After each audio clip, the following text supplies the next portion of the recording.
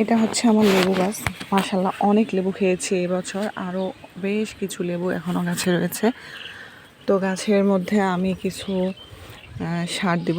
সার বলতে আমি যেগুলো দিব সেগুলো হচ্ছে এই যে বিভিন্ন ধরনের ফলের খোসা, ডিমের খোসা, এখানে রয়েছে মালটা, আমড়া, আর নিচে আরও রয়েছে কলার খোসা রয়েছে, ঠিক আছে, আর সবজির খোসাও রয়েছে।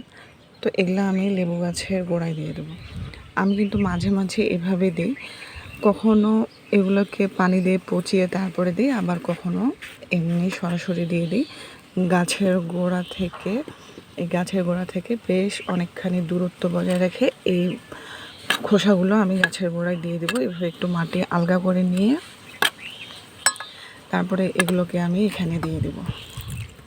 এই যে এভাবে দিয়ে দেব এবং দুই দিকেই দিয়ে দেবো। তো এখানে আমার একটা মালটা নষ্ট হয়ে গেছিলো, প্লাস আরও কিছু সবজির খোসা, কলার খোসা এগুলো রয়েছে। তো এগুলো আমি এভাবে দিয়ে দেওয়ার পর এখন এগুলোকে আমি মাটি দিয়ে এভাবে চাপা দেব। মাটি দিয়ে চাপা দিলে এগুলো খুব দ্রুত ভিতরে পচে যাবে এবং কোনো রকম ছত্রাকের আক্রমণ হবে না। এবং এটা পচে যাওয়ার পর আমি হচ্ছে বেশ 1 মাস পর তখন মাটিটাকে আবার উলটপালট করে গোটা গাছের গোড়ায় ছড়িয়ে দেব।